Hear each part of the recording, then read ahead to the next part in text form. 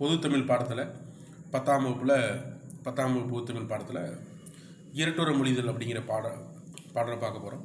சந்த கவிமணி தமிழழகனார் எழுதிய பாடல் இரட்டுற மொழிதல் பாடலில் விண்ணோடும் முகிலோடும் உடுக்களோடும் கதிரவனோடும் கடலோடும் தமிழ் இணைந்து பேசப்படுகிறது. விண்ணோடும் முகில் மேகம் உடுக்களோடும் கதிரவனோடும் கடலோடும் தமிழ் இணைந்து பேசப்படுகிறது. இவற்றுக்குள் ஆற்றலும் வீரியமும் ஆழமும் பயனும் தமிழுக்கு உண்டு என போற்றப்படுகிறது. தமிழ் கடலோடு ஒத்திருத்தலை இரட்டுற மொழிகள் பொழிவதன் மூலம் அருகில் இதன் பெருமை ஆளப்படுகிறது.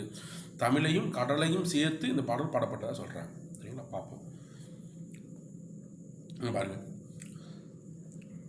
முத்தமிழ் துய்ப்பதால் முச்சங்கம் கண்டதால் மெத்த வணிகளமும் மேவலால் நித்தம் அணைக்கிடந்தே சங்கத் தவற்காக்க ஆளிக்கு இணை கிடந்த தேத்தமிழ் ஈண்டு கிடந்தே தமிழ் ஈண்டு அப்படின்னு சொல்லி ஒரு தனிப்பாடலை சந்த கவிமணி தமிழழகனார் பாடியிருக்கார். முத்தமிழ் துய்ப்பதால் முச்சங்கம் கண்டதால் மெத்த வணிகளமும் மேவலால் நித்தம் அணைக்கிடந்தே சங்கத்தவர் காக்க ஆளிக்கு இணை கிடந்தே தமிழ் ஈண்டு என்ற பாடல். துய்ப்பது அப்படின்னா கற்பது அல்லது தருதல், மேவலால் அப்படின்னா பொருந்துதல் அல்லது பெறுதல் என்று பொருள். மேவலால் அப்படின்னா என்னது? பொருந்துதல் அல்லது பெறுதல் என்று பொருள். துய்ப்பது அப்படின்னா கற்பது அல்லது தருதல் பொருள். பாடலின் பொருளை பாருங்க. ஃபர்ஸ்ட் தமிழுக்கு இயல் இசை நாடகம் என முத்தமிழாய் வளர்ந்தது. முதல் இடை கடை ஆகிய முச்சங்களால் வளர்க்கப்பட்டது. ஐம்பெருங்காப்பியங்களை அணிகலனாக பெற்றது. சங்க பலகையில் அமைந்திருந்த சங்க புலவர்களால் காக்கப்பட்டது அப்படின்னு சொல்லி இது மொத்த பாடலுக்கு ஒரு விளக்கம். இயல் இசை முத்தமிழ் என முத்தமிழாய் வளர்ந்தது. முதல் இடை கடை ஆகிய முச்சங்களால் வளர்க்கப்பட்டது. ஐம்பெருங்காப்பியங்களை அணிகலனாக பெற்றது. இதான் ஐம்பெருங்காப்பியங்களை அணிகளாய் பெற்றது. சங்க பலகையில் அமைந்திருக்கும் சங்க புலவர்களால் காக்கப்பட்டது அப்படின்னு சொல்லி தமிழுக்கும் இந்த பாடலுக்குள்ள வரியை சொல்றாங்க. அது கடலுக்கும் இந்த பாடலோட வரியை பாருங்க. கடல் முத்தினை தருகிறது. முத்துன்னு இருக்குல்ல, முத்தமிழ். வெண்சங்கு சஞ்சலம் பாஞ்சன்யம் ஆகிய 3 வகையான சங்குகளை தருகிறது. சங்குல 3 வகை கொடுத்துக்க படம் இருக்கா பாருங்க. வெண்சங்கு சலஞ்சலம் பஞ்சன்யம் ஆண்டு 3 வகையான சங்குகளை தருகிறது. மிகுதியான வணிக கப்பல்களை செல்லும்படி இருக்கிறது. தன் அலையால் சங்கினை தடுத்து நிறுத்தி காக்கிறது என்று குறிப்பிட்டிருக்காங்க. அதுக்கடுத்து இந்த பாடலுடைய இவருடைய நூல்வெளியை பார்ப்போம். இதில் பாருங்க. முத்தமிழ் இயல் இசை நாடகம் முத்தினை அமைந்து எடுத்தல். முச்சங்கம், முதல் சங்கம், இடைச்சங்கம், கடைச்சங்கம், 3 வகையான சங்குகள். சரிங்களா. அதுக்கடுத்து மெத்த வணிகலன் அப்படிங்கிறதுக்கு ஐம்பெருங்காப்பியங்களும் மிகுதியாக வணிகங்கள் நடைப்பது. சங்கத்தவர் காக்க சங்க பலகையில் சங்கப்புலவர் பாதுகாத்தணும். நீர்நிலை தடுத்து நிறுத்தி சங்கினை காத்தல் அப்படின்னு குறிப்பிடுது. ஒரு சொல்லோ இரட்டுற மொழிதல் அடிக்கடி கேட்குறதுப்பா. ஒரு சொல்லோ சொற்றொடரோ இரு பொருள்பட வருவது இரட்டுற மொழிதல் அணி எனப்படும். ஒரு சொல்லு அல்லது ஒரு சொற்றொடர் 2 பொருளை தரணும். 2 பொருளை தந்துச்சு அப்படின்னா அது என்னது? இரட்டுற மொழிதல் என்று அழைப்பர். இதனை சிலேடை அணி என்றும் அழைப்பர். செய்யிலும் உரைநடையிலும் மேடை பேச்சிலும் சிலேடைகள் பயன்படுத்தப்படும். முக்கியமானது. ஏன்னா சில நேரங்களில் சில அணிகள் செய்யுள்ள மட்டும் இருக்கும், சில அணிகள் உரைநடையில் மட்டும் இருக்கப்படுவாங்க.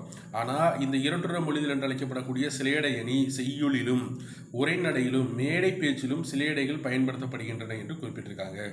அதுக்கடுத்து நூல்வெளி புலவரின் பலரின் பாடல்களின் தொகுப்பாக தனிப்பாடல் திரட்டு 5ஆம் பகுதியாக கொடுக்கப்பட்டுள்ளது. இப்பாடலை படித்தவர் 5ஆம் வகுதி படித்த தமிழழகனார். சந்த கவிமணி என்று குறிப்பிடப்படும் தமிழழகனார் இயற்பெயர் சண்முக சுந்தரம். மிக முக்கியமானதுப்பா. சரிங்களா. தமிழழகனாரினுடைய இயற்பெயர் அப்படின்னு கேட்டாங்கன்னா சண்முக சுந்தரம். இவர் இலக்கண புலமையும் இளவயதிய செய்யில் ஈட்டும் ஆற்றலை பெற்றவர். இவர் 12 சிற்றிலக்கிய நூல்களை படைத்துள்ளார். இவர் படைத்த மொத்த நூல்கள் எத்தனை? 12 சிற்றிலக்கிய நூல்களை மொத்தம் படைத்திருக்கிறார். அதுக்கடுத்து உரைநடையில் உள்ள அணி நலன்கள் அப்படி சொல்லி ஒரு பாடல் பகுதி. எழில் முதல்வன் அப்படிங்கிறவரால் எழுதப்பட்ட ஒரு உரைநடை பகுதி. உரைநடைகள் எழுதக்கூடிய உரைநடைகளில் என்னென்ன அணி நலன்கள்லாம் பயன்படுத்தப்படுது அப்படிங்கிறத வச்சு சொல்லியிருக்காங்க. சங்க இலக்கியம் நம் பாட்டனார் தோப்பு, இடைக்கால இலக்கியம் நம் தந்தையார் தோப்பு, இக்கால இலக்கியம் நம் பூங்கா, இந்த தோப்பு தந்த பயன்களையும் தோட்டம் தந்த நயங்களையும் பூங்காவின் அழகினையும் ஒன்று சேர்த்து உரைநடையின் அணிகளாக காண்போமா அப்படின்னு சொல்லிட்டு இன்ட்ரோடக்ஷனில் கொடுத்துருக்காங்க. சங்கப்புலவர் ஒருவர் இயற்கை சூழ் இடம் ஒன்றில் எழுத்தாணி கொண்டு ஓலைச்சுவடி எழுதி கொண்டிருக்க அவர் முன் சிறிய கால இயந்திரம் ஒன்று தோன்றுகிறது. ஒரு உரைநடையாக ஒரு புரியுறதுக்காக மாணவர்களுக்காக எழுதப்பட்டது. நம்மளுக்கு இதில் தேவையான பகுதிகளை மட்டும் பார்ப்போம். அதிலிருந்து இன்றைய மனிதர் ஒருவர் இறங்கி புலவரை நோக்கி நடந்து வருகிறார். அச்சமும் அதைவிட வியப்பும் மேலோங்க பார்த்து கொண்டிருந்த புலவர் கையை பற்றி இணையத்தமிழில், வணக்கம் ஐயா, நான் இணையத்தமிழில் வருகிறேன். இணையத்தமிழனா? வியப்பு உங்கள் வருகையின் தோழர் குன்றிக்கலாரிடம் கூற வேண்டும். உங்களை உறுதியையும் ஒரு ஆசிரியப்பா ஏற்றி விடுவார். இருக்கட்டும் ஐயா, அவரை இன்னொரு நாள் வாய்ப்பில் பார்த்து கொள்ளலாம். உங்களுடன் இங்கு 1 மணி நேரம் இருக்க முடியும். உங்களோட இலக்கியம் பற்றி சிறிது நேரம் பேச விரும்புகிறேன். கபிலர் குறிஞ்சி பாட்டு பற்றியா, போன்ற புலவரின் தனிச்செயல் பற்றியா அப்படின்னு சொல்லி கேட்குறாரு.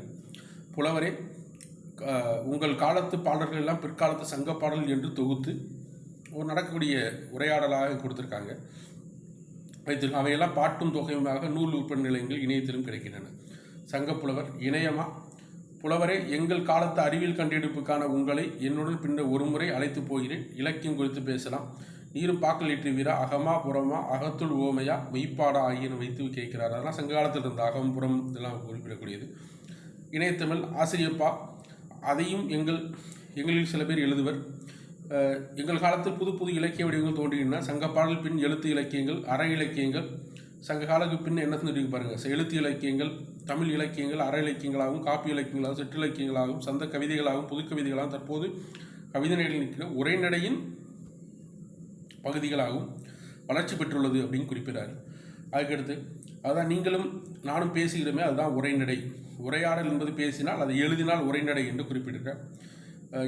என்ன அப்படி கேட்டுவிட்டீர்கள்? சில அதில் உரைநடையை பொறுத்தல உரைநடைக்கு குறிப்பிடக்கூடியதில் இல்லை பாருங்கள், ஒரே ஒரு பாடல் வரி கொடுத்துருக்கு. அதாவது, திருப்பரங்குன்றத்தின் அழகை பார்ப்பதற்கென்ற இயற்கை பதித்து வைத்த 2 பெரிய நிலை கண்ணாடிகளைப் போல் வடபுறமும் தென்புறமும் நிறைந்திருந்த கண்மாய்கள் குறிஞ்சி மலர் என்ற நூலில் நான் பார்த்த சாரதி. இதில் தேவையானது நம்மளுக்கு குறிஞ்சி மலர் என்ற நூலையும் நான் பார்த்த சாரதியும் தெரிஞ்சு கொள்ள வேண்டும். குறிஞ்சி மலர் என்ற நூலை அதுக்கிருந்தது. திருப்பரங்குன்ற அழகை பார்ப்பதற்கென்றே பதித்து வைத்த 2 பெரிய நிலக்கண்ணாடிகள் போல வடபுறமும் தென்புறமும் நீர் நிறைந்த கண்மாய் குறித்து குறிஞ்சி மலர் என்ற நூலில் நான் பார்த்த சாரதி இப்போ சொல்கிறாரு அப்படின்னு சொல்கிறார். தெரியல. அதுக்கடுத்து, உங்களுக்கு 1000 ஆண்டுகளுக்கு பின்பும் வந்த தண்டி என்பவர் உருவகத்தை பற்றி ஊமையும் பொருளும் வேற்றுமை ஒளிவித்து ஒன்றை மாட்டின் அது உருவம் ஆகும் என்று எழுதியிருக்கிறார். அதாவது, 1000 ஆண்டுகளுக்கு பின்பு வந்த தண்டி என்ற புலவர் உருவகத்தை பற்றி ஓமையும் பொருளும் வேற்றுமை ஒளிவித்து ஒன்றே என அது உருவகமாகும். அதாவது உருவகத்தை ஓமையும் ஒரேன்னு சொன்னால் அது உருவகமாகும் என்று குறிப்பிட இலக்கியங்களில் எங்கள் இலக்கியங்களில் ஓமை விட உருவகமே உணர்வு தாண்டி எழுப்புவதில் வெற்றி பெறுகிறது அப்படின்னு சொல்லி குறிப்பிட்டார். அதுக்கடுத்து, முகநிலவில் வேர்வை முத்துக்க துளிந்தலை என்று உருவகமாக எழுதுகிறார்.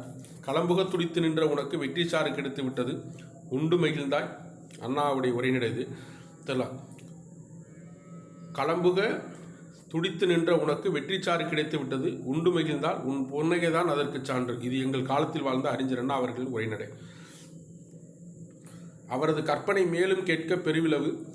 அதுக்கடுத்து, புறத்தூய்மை நீரானமையும் அகத்தூய்மை வாய்மையாக இருந்த குரலில் ஓமை உறுப்பு இல்லை, நாங்கள் உரைநடையில் பயன்படுத்துகிறோம். எடுத்துக்காட்டு ஓமை அணியை உரைநடையில், முக்கியமான இதாப்பா, எடுத்துக்காட்டு ஓமை அணியை உரைநடையில் பயன்படுத்தும் போது அனாலாஜி இணை ஒப்பு என்று குறிப்பிடுவார்கள். மிக முக்கியமானதுப்பா. எடுத்துக்காட்டு ஓமைக்கு எடுத்துக்காட்டான திருக்குறள் தான். புறத்தூய்மை நீரானமையும் அகத்தூய்மை வாய்மையால் காணப்படும். அதை உரைநடை கொண்டு வந்தால் அந்த உரைநடைக்கு பேர் தான் இணை ஒப்பு அல்லது அனாலாஜி என்று அழைப்பார்கள். அதுக்கடுத்து, ஊர்கூடி செக்குத்தள்ள முடியுமா என்று கேட்கிறார்கள். ஊர் கூடின பிறகுதான் செக்குத்தள்ள வேண்டும் என்று காத்திருப்பவர்கள் காரியம் கைகூடாது. புரோகிதற்காக அமாவாசை காத்திருப்பதில்லை என்று எழுத்தாளர் வா ராமசாமி மலையும் புயலும் என்ற நூல் குறிப்பிடுகிறார். அப்போ குறிஞ்சி மலர் நூல் நான் பார்த்த சாமி வருத்தமா, அதே மாதிரி மலையும் புயலும் என்ற நூலை எழுதியவர் யார்? வா ராமசாமி என்பவர் குறிப்பிட்டார். அதுக்கடுத்து,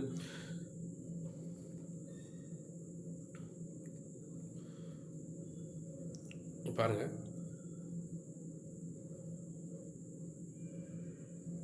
இது இலக்கணை என்று கூறுகிறோம். இலக்கணையுடைய விளக்கத்தை கொடுத்துருக்காங்க. அதாவது இலக்கணை என்பது செய்யுள்ள பாருங்க, மோனையும் எதுகையும் செய்யுள் வருமாயின் இனிய ஓசையின் விலையும் இவற்றை நீர் உரைநடை பயன்படுத்துவீரா? ஆம். தென்றல் அசைந்து வரும் தமிழ் நாட்டில் அமைந்த திருக்குற்றால மலைவளம், தென்றல் அசைந்து வரும் தென்தமிழ் நாட்டில் அமைந்த திருக்குற்றாலம் மலைவளம் படைத்த பழம்பதியாகும்.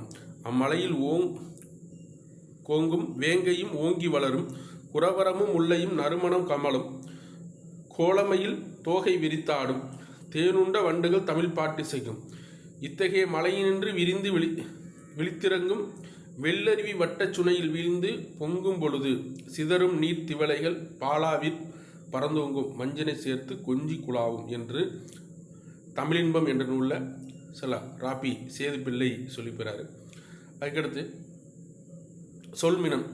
சொல்முரண் அப்படிங்கிற பகுதிக்கு சொல்முரண் பகுதியில் எங்கே பாருங்கள், சில முரண்படுமை, படிப்பவருக்கு முரண்படுவது போல் இருப்பது, சில பறிப்பவருக்கு முரண்படுவது போல் இருக்கும், உண்மையில் முரண்படாத மெய்மையை முரண்படுமை என்று குறிப்பிடுவார். பாரடாக்ஸ் அனலாஜினா இணை ஒப்புன்னு பார்த்தோம் பார்த்தீங்களா, அது மாதிரி பாரடாக்ஸ் அப்படிங்கிறது முரண்படுமை. அப்படின்னா படிப்பவருக்கு முரண்படுவது போல் இருக்கும், உண்மையில் முரண்படாத மெய்மையை. முரண்பட்டமாக இருக்கும். வாழ்க்கை நடத்துவதற்கு பொருட்கள் பல வேண்டும், வாழ்க்கை நடத்துவதற்கு பொருட்கள் பல வேண்டும், அரிசி காய் கனி முதலிய வேண்டும், உடை வீடு முதலிய வேண்டும், காசும் காகித நோட்டும் வேண்டும், இன்னும் பல வேண்டும், இவற்றை ஆளும் அறிவு வேண்டும் என்று எழுதியிருக்கிறார். சரிங்களா? கீழே பாருங்க, இந்த முரண்படுவது போன்று முரண்படாமல் இருக்கிறது. உலகத்தில் பயம் என்றே ஒன்றே தவிர வேறு எந்த எதற்கும் பயப்பட வேண்டாம் என்று குறிப்பிடக்கூடியது இது. அதுக்கடுத்து சொல்முரனுக்கு தான் ஆக்சிமோரான் அப்படிங்கிற வார்த்தையாகும். சொல்லும் முறையில் அழுத்தம் கொடுப்பதற்கு எதிரும் புதிருமான முரண்பாடு கருத்துக்களை அமைத்து எழுதுவோம். இதனை எதிரிணை இசைவு அப்படின்னு சொல்லி குறிப்பிட்றாங்க. எதிரிணை இசைவு அப்படிங்கிறத குறிப்பிட்டு எழுதுகிறாங்க. அதுக்கடுத்து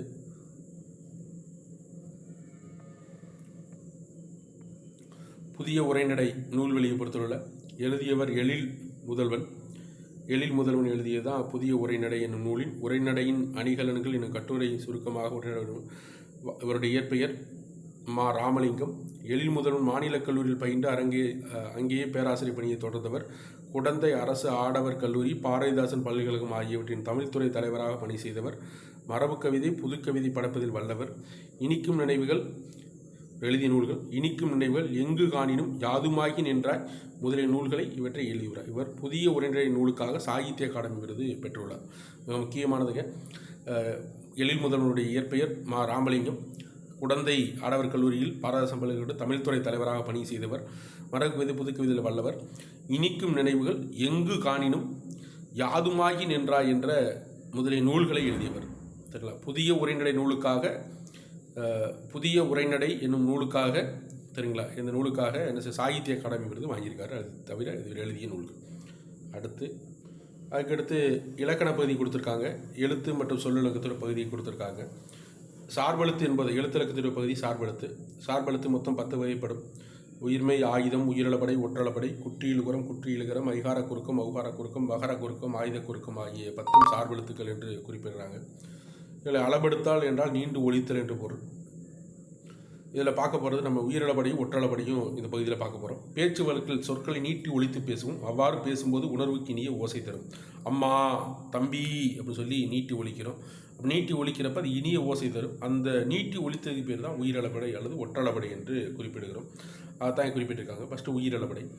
செய்யுளில் ஒரு மொழிக்கு முதலிலும் இடையிலும் இறுதியிலும் நிற்கிற உயிர் நெட்டெழுத்துக்கள் தம் தளவில் நீண்டு ஒலிப்பதாகும். ஒரு செய்யுளில் முதல்லையோ இடையிலையோ இறுதியிலையோ 3 இடத்துல உள்ள உயிரெழுத்துக்கள் நீண்டு ஒலிப்பது என்ன சொல்லுவாங்க? சரிங்களா? உயிரிழப்படை என்று குறிப்பிடுவாங்க. சரிங்களா? உயிரிழப்படை என்று குறிப்பிடுவாங்க. அதற்கு பின்னால் வரக்கூடிய அந்த உயிரெழுத்துக்கு இனமான எழுத்து என்ன செய்யும்? அளபெடுக்கும். இனமான எழுத்துனா ஆ அப்படின்னா ஆ, அதான் இனமான எழுத்து. ஈ அப்படின்னா ஈ, அதோடைய இனமான எழுத்து எழுத்தாக இருக்கும். சரிங்களா? ஃபஸ்ட்டு செய்யுளடை. செய்யுளில் ஓசை குறையும் போது அதனை நிறைவு செய்ய நெட்டெழுத்துக்கள் அளபெடுத்தல் செய்யுளிசை அளபடை எனப்படும். இதனை இசைநிறை என்று அளபடை கொடுவார். அதாவது செய்யுளில் வெண்பாடு ஒரு இலக்கணம் இருக்கும். அந்த வெண்பா இலக்கணத்தின் அடிப்படையில் ஒரு அசைனா இத்தனை அசை சீர்கள் இருக்கணும், இத்தனை அசை சீர் இருக்கணும், அப்படி தான் இருக்கும். அதில் சில நேரங்களில் முற்றுப்பெறாதப்ப அதை முற்றுப்பெற வைப்பதற்காக வரக்கூடியது என்னது? சரிங்களா? இன்னிசை அளபடை சொல்கிறோம். அதுதான் என்ன கேட்டீங்கன்னா இங்கே கொடுத்துருக்கிறது ஓதல், மொழி முதல், மொழி இடை, மொழி இறுதி. ஒரு இடத்துல முதல்ல வந்திருக்கா, இது இடையில் வந்திருக்கா, அதுக்கப்புறம் இது இறுதியில் வந்திருக்கா, அதனால் குறிப்பிட்டாங்க. இன்னிசை அளபடை. செய்யுள் ஓசை குறையாத இடத்திலும் இனிய ஓசைக்காக குறில் நெடில் அளவெடுப்பது இன்னிசை அளபடை ஆகும் அப்படின்னு குறிப்பிட்டிருக்காங்க. சரிங்களா? அதுக்கு பாருங்கள், இதில் பாருங்கள், கொடுப்பதும் எந்த ஓசையும் குறையல. இதில் ஓசை குறைவதற்காக எடுக்கப்பட்டது. இதில் ஓசை குறையாமல் இருக்கிறதப்போ இனிய ஓசைக்காக எடுக்கிறது தான் இன்னி செயலப்படை. செய்யுள் ஓசை குறையாத இடத்திலும் கொடுப்பதும் கெட்டா சார்வாங்கே மற்றாங்கே எடுப்பதும் எல்லா மலை என்று என்ன செய்கிறாங்க, ஓசை குறையாத போதும் சொல்லக்கூடியது என்னது, இந்த இன்னி செயலப்படை. அதுக்கடுத்து என்ன கேட்டீங்க அப்படின்னா, அதுக்கடுத்து பார்க்கக்கூடியது சொல்லி செயலப்படை. ஒரு செய்யுளில் பெயர் சொல் எச்ச சொல்லாக மாறுவது தெரியல. என்பது வினை எச்சம். ஒரு பெயர் சொல் எச்ச சொல்லாக மாறுவது. இந்த இடத்துல வினையச்சமாக தான் மாறும் பெரும்பாலும். சொல்லி செயலப்படை எனப்படும். உரநசை உள்ளம் துணையாக சென்றால் வரநசை இன்னும் முலை. நசை என்றால் விருப்பம், விரும்பி என்னும் பொருள் தரும். நசையி அதாவது இது பெயர் சொல், இது வினை எச்சமாக மாறுவது தெரியல. நசையி என அளபெடுப்பது, பெயர் சொல் வினை எச்சமாக மாறியது. இதுக்கு பேர் தான் என்னது, சொல்லிசை அளபடை. அதுக்கடுத்து ஒற்றளபடை. செய்யுளில் ஓசை குறையும் போது அதை நிறைவு செய்ய சரிங்களா. இங்கு இச்சு இன்னு இதில் 10 எழுத்தும் அக்கு என்ற எழுத்தும் சேர்த்து 11 எழுத்துக்கள் ஒற்றளபடை அளபெடுக்கூடிய எழுத்துக்கள் 11 எழுத்தும் அளபெடுப்பது ஒற்றளபடை ஆகும். சரிங்களா. அதுக்கடுத்து சொல் இலக்கணத்தில் ஒரு சிறிய பகுதியில் மட்டும் கொடுத்துருக்காங்க. பூ மலர்ந்தது, மாடு புல் தின்றது. ஒரு எழுத்து தனித்தோ பல எழுத்துக்கள் சேர்ந்தோ பொருள் தரும் வகையில் அமைவு சொல் எனப்படும். இரு திணைகளையும் 5 பால்களையும் குறிக்கும். 3 வகை இடங்களில் வரும். உலக வழக்கிலும் செய்யுள் வழக்கிலும் வரும். வெளிப்படையாகவும் குறிப்பாகவும் விளங்கும். தனிமொழி, தொடர்மொழி, பொதுமொழி என 3 வகை அமையும். சரிங்களா. ஒரு சொல் தனித்து இருக்கும், 2 பால்களை கொண்டிருக்கும், 5 பால்களை குறிக்கும், 3 வகை இடங்களில் வரும். 3 வகை இடங்கள் அது தன்மை, முன்னிலை, படற்கை. உலக வழக்கில் இருக்கும், செய்யுள் வழக்கில் இருக்கும், வெளிப்படையாகவும் குறிப்பாகவும் விளங்கும் அப்படிங்கிறத குறிப்பிட்டாங்க. அப்புறம் மொழியை பொறுத்தளவு சொல்ல அதை கொடுத்துருக்கிறது. மொழியை பொறுத்தளவில் ஒரு மொழியை தனிமொழி, தொடர்மொழி, பொதுமொழி என்று 3 இதாக கொடுத்துருக்காங்க. தனிமொழி, ஒரு சொல் தனித்து நின்று பொருள் தருமாயின் அது என்ன மொழி எனப்படும், தனிமொழி எனப்படும். கண், படி, பகுபதம், பகாபதம் 2 அல்லது மேற்பட்ட தனிமொழிகள் தொடர்ந்து வந்து பொருள் தருவது தொடர்மொழி எனப்படும். பொதுமொழி, ஒரு சொல் தனித்து நின்று ஒரு பொருளையும் அச்சொல் பிரிந்து நின்று வேறொரு பொருளையும் தந்து தனிமொழிக்கும் தொடர்மொழிக்கும் பொதுவாய் அமைவது பொதுமொழி எனப்படும். சரிங்களா. பொதுமொழி எனப்படும். 8 என்ற சொல் குறிக்கும் போது 8 என்று குறிக்கும். அதை வேங்கை எனும் மரத்தை குறிக்கும். அதாவது L+2 என்றால் எனவும் வேம்+2 எனும் தொடர்புலையாக பிரித்தால் எல் உண்ணுகின்ற, எல்லை உண்ணுகின்ற, 8 பிரிக்கிறப்ப எல்னா எள்ளு, தூனா உண்ணுன்னு வரும். தூ என்ற ஒரு மொழிக்கு தூ. இதை 8னா 8, வேங்கைனா வேங்கை என்னும் மரத்தை குறிக்கிறது. இதை L+2 பிரித்தோம்னா எல் தூனா உண், சில எல்லை உண்ணுகின்றன்னு வரும். வேகின்ற கை எனவும் பொருள் தரும். இரு பொருள் தருமாறு பொதுவாக அமைவதால் இதை பொதுமொழி என்றும் குறிப்பிடுவர் அப்படின்னு சொல்லி குறிப்பிட்டிருக்காங்க. சில மூவகை மொழி, தனிமொழி, தொடர்மொழி, பொதுமொழி. பொதுமொழி என்றால் சேர்ந்திருக்கிறப்ப ஒன்று, பிரித்தால் தனியாக வேற ஒரு பொருளை தரக்கூடியதான் பொதுமொழி. அதுக்கடுத்து தொழில் பெயர்.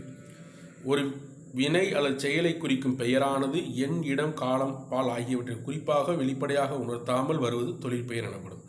வினையையோ அல்லது செயலையோ குறிக்கும் பெயர் சொல்லு வினையை குறிக்கும் அல்லது செயலை குறிக்கும் பெயரானது எண்ணு சொல்லாது, அதாவது அந்த நம்பர் சொல்லாது, என்ன இடம் சொல்லாது, காலம் சொல்லாது, பால் சொல்லாது. அப்படி வந்துச்சு அப்படின்னா என்னது, தொழிற்பெயர்னு சொல்லுவாங்க. ஈதல், நடத்தல் சொல்லலாம். வினை செயலை குறிக்கூடிய பெயர் சொல்லுறது அதுவும்.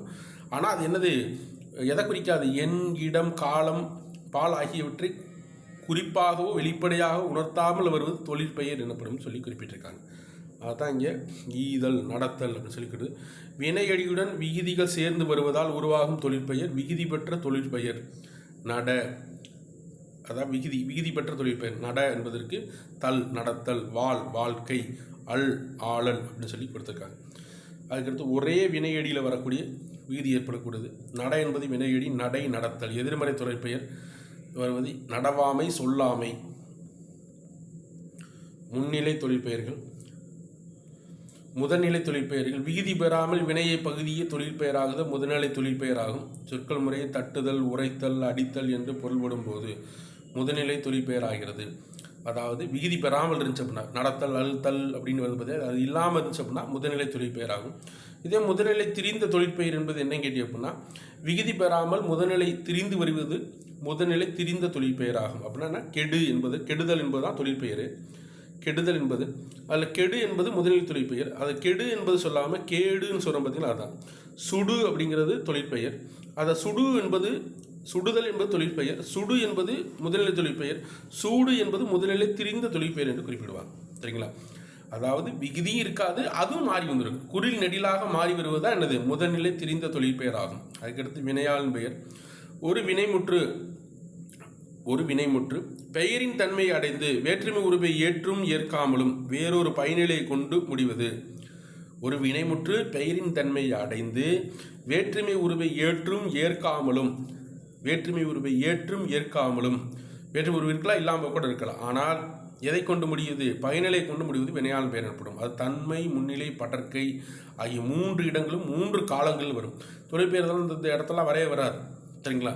அதை வினையாளன் பேர் அப்படி ஆப்போசிட்டில் வரும். வந்தவர், அவர்தான், பொறுத்தார், பூமி ஆழ்வார். வினையை பெயரை கொண்டு வருவது. ஒரு வினைச்சொல் பெயரை சேர்த்து கொண்டு வந்துச்சு அப்படின்னா என்னது வினையாளன் பெயர். இங்கே பாருங்க, வினை பெயர்த்தன்மையாகி வினைத்தன்மையை உணர்த்தி நிற்கும். தொழிலை செய்யும் கருத்தாவை குறித்தும். இது வினையைத்தான் சொல்லும், இது கருத்தாக உணர்த்தும். காலத்தை காட்டாது, இது காலத்தை காட்டும். பொறுத்தார் அப்படின்னா என்னது? பொறுத்தார் அப்படின்னா காலத்துக்கு முன்னாடி பொறுத்தார் அப்படி காலத்தை காட்டும். ஆனால் இது என்ன செய்யாது? கெடுதல் இதெல்லாம் தொழில் என்ன செய்யாது? காலம் காட்டாது. படற்கைக்கு உரியது, மூவிடத்திற்கும் உரியது. இது படற்கையில் மட்டும்தான் வரும், தன்மையிலே முன்னிலையிலே வராது. படற்கையில் மட்டும்தான். இல்லாத ஒருத்தர் சொல்லும் போது என்ன செய்வது? கெடுதல் அப்படின்னு சொல்லி வருது. மூவிடத்துக்கு வரும். பாடுதல், படித்தல், படியவர் அப்படின்னு சொல்லக்கூடிய வினையாளன் பெயராக எடுத்துக்காட்டாக கொடுத்துருக்காங்க. சரிங்களா? இது முதல் உள்ள இலக்கண பகுதியில் பார்த்தோம். இது புத்தகத்துக்கு பின்னாடி உள்ள வினாக்கள். இது அப்படியே நீங்களே போட்டு பாருங்கள். மெத்த வணிகள் என்ற தொடரில் தமிழனாக குறிப்பிடுவது. மெத்த வணிகள் என்று எதை தமிழனாக குறிப்பிட கேட்குறாங்க. வணிக கப்பலுமா ஐம்பெருங்காப்பியங்களுமா அப்படிங்கிறத எதை சொல்கிறார் அப்படிங்கிறத நீங்கள் என்ன செய்யுங்க. வேர்க்கடலை, மிளகாய் விதை, மாங்கொட்டை ஆகியவற்றை குறிக்கும் பெயர் வகை. வேர்க்கடலை, மிளகாய் விதை, மாங்கொட்டை இதை என்ன சொல்லுவோம்? குலை வகைன்னு சொல்லுவோம், மணி வகைன்னு சொல்லுவோம், கொழுந்து வகைன்னு சொல்லுவோம், இலை வகைன்னு சொல்லுவோம் அப்படிங்கிறது. அதில் கேட்டவர் மகிழ பாடிய பாடல் இது என்ற இடம்பெற்றுள்ள தொழிற்பெயரும் வினையாளன் பெயரை கண்டுபிடி. பார்த்தோம்ல, தொழிற்பெயர் எது, சரிங்களா? அப்படிங்கிறதையும் வினையாளன் பெயர் எது அப்படிங்கிறதையும் கேட்க சொல்கிறாங்க ஆன்சர். சரிங்களா? இதோட முதல் இயல் முடிந்தது. அடுத்ததில் 2வது இயலை பார்ப்போம். இங்கே பாருங்க, உடுப்பதும் உண்பதும் காணின் பிறர் மேல் வடுக்கண் வற்றார் கீழ் அப்படி சொல்லி குறிப்பிட்டிருக்காங்க. அப்படின்னா எந்த அளபடை வருதுன்னு கேட்டிருக்காங்க. சரிங்களா? இசைநேரி அளபடையா, இன்னிசை அளபடையா, அல்லது சொல்லிசை அளபடையா அப்படிங்கிறத என்ன செய்யணும், இங்கே பார்த்து சொல்லணும். சரிங்களா? இதில் பார்த்துட்டு வந்துட்டு இங்கே என்ன செய்யுங்க, ஆன்சர் நீங்கள் சொல்லுங்கள். ஓகே, நன்றி.